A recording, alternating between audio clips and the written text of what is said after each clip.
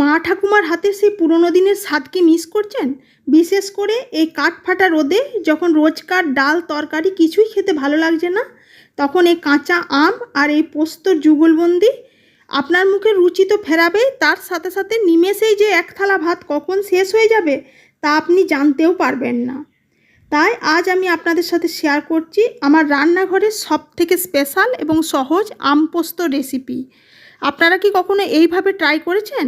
যদি না করে থাকেন তাহলে শেষ পর্যন্ত সাথে থাকুন, কারণ আজকের রান্নাটা সত্যিই জাস্ট ফাটাফাটি হতে চলেছে।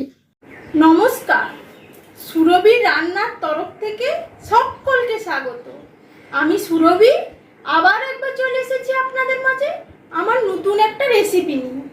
পোস্তর রেসিপি যখন, সবার আগে পোস্তটা বেটে নেব। তার জন্য এই যে বাজারে যে পোস্তর প্যাকেট কিনতে পাওয়া যায়, সেই প্যাকেট থেকেই আমি মিক্সির জারে পোস্তটা নিয়ে নিলাম বাটার জন্য।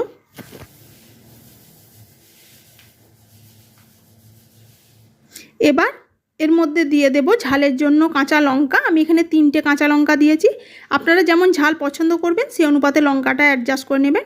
এবার একটু জল দিয়ে প্রথমে পোস্তটা একটু বেটে নেব। যদি প্রয়োজন হয় তাহলে আবার একটু জল দিয়ে ভালোভাবে পোস্তটা বেটে নেব, তবে একবারে জলটা দেবেন না। এবার রান্নাটা করার জন্য গ্যাসে কড়াই বসিয়ে দিয়েছি। কড়াইটা ভালো মতো গরম হয়ে গেলে আমি এখানে দিয়ে দিলাম সর্ষের তেল। তেলটা প্রথমে ভালো মতো গরম করে নিব, নিয়ে তারপর ফোড়ন হিসেবে দিয়ে দিলাম 1/4 চামচ 5 ফোড়ন। এবার ফোড়নটা দিয়ে ভালোভাবে নেড়ে চেড়ে হালকা করে ভেজে নেব। 5 ফোড়নটা দেখে যখন সুন্দর ভাজার গন্ধ বেরাবে, তখন আমি ওখানে ওই যে দেখলেন 2টো মিডিয়াম সাইজের কাঁচা আম লম্বা করে কেটে নিয়েছিলাম, সেগুলো ভালো করে ধুয়ে পরিষ্কার করে নেওয়ার পর এই যে তেলের মধ্যে দিয়ে দিলাম। এবার আমগুলো প্রথমে নেড়ে চেড়ে হালকা করে ভেজে নেব। আমার এই পুরো রেসিপিটা দেখার পর আপনাদের যদি ভালো লেগে থাকে তাহলে প্লিজ যারা এখনও আমার চ্যানেলটি সাবস্ক্রাইব করেননি তারা আমার চ্যানেলটা সাবস্ক্রাইব করে পাশে থাকা বেল আইকনটা প্রেস করে দেবেন এইরকমই সব রেসিপি পাওয়ার জন্য। আর ভালো লাগলে একটা লাইক আর কমেন্ট করে পাশে থাকার অনুরোধ রইল। আমটা যখন এরকম পর্যায় পর্যন্ত ভাজা হয়ে যাবে, এই যে দেখুন জাস্ট হালকা গলা গলা হয়েছে, খুব বেশি ভেজে নেবেন না, আবার খুব বেশি আমটা গলিয়েও ফেলবেন না, জাস্ট গলা গলা হতে শুরু করবে। এই পর্যায়ে দিয়ে দিব 1 পিঞ্চ হলুদের গুঁড়ো। এবার হলুদের গুঁড়োটা দিয়ে তেলের মধ্যে ভালোভাবে মিশিয়ে নেব। হলুদ গুঁড়ো যখন কাঁচা গন্ধ চলে যাবে তখন এর মধ্যে দিয়ে দেব ওই যে পোস্ত আর কাঁচা লঙ্কার পেস্টটা তৈরি করেছিলাম, সেই পোস্ত বাটাটা। আর অবশ্যই গ্যাসের ফ্লেমটা এই সময় লোতে করে দিয়ে পোস্ত বাটার সাথে আমটা ভালোভাবে একবার মিশিয়ে নেব। ওই মিনিট খানেক মেশালেই হয়ে যাবে। তারপরে এর মধ্যে দিয়ে দেব আমগুলো সেদ্ধ হওয়ার জন্য পরিমাণ মতো জল।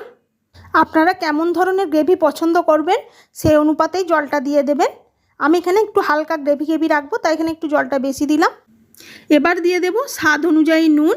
আর টক মিষ্টি নুনের একটা ব্যালেন্স করার জন্য আমি এখানে দিয়ে দিলাম পরিমাণ মতো চিনি। আমি এখানে 2 চামচ চিনি ব্যবহার করেছি। আপনারা যদি আরও মিষ্টি পছন্দ করেন সেক্ষেত্রে চিনিটা আপনাদের স্বাদ অনুযায়ী বাড়িয়ে কমিয়ে নেবেন। এবার ভালোভাবে সমস্ত কিছু মিশিয়ে একটা ঢাকা দিয়ে আমটা সেদ্ধ হতে দেব। রান্না আমার একেবারেই তৈরি হয়ে গেছে, আমটাও সেদ্ধ হয়ে গেছে আর গ্রেভিটা অনেকটা ঘন হয়ে গেছে। এবার এটা নামিয়ে ঠান্ডা করে নিলে এটা গ্রেভিটা আরেকটু ঘন হয়ে যাবে। আমি এখানে একটু হালকা হালকা গ্রেভি রাখার জন্য এই পর্যায় পর্যন্ত রান্নাটা করে নিয়েছি। আপনারা যদি আরেকটু শুকনো শুকনো পছন্দ করেন সেক্ষেত্রে জলটা আরেকটু শুকিয়ে নেবেন। দেখলেন তো কত সহজে তৈরি হয়ে গেল কাঁচা আম আর পোস্ত বাটা দিয়ে দুর্দান্ত একটা রেসিপি। আমার মায়ের হাতের রান্নাটা অনেক দিন পর মনে পড়লো, তাই আপনাদের সাথে শেয়ার করলাম।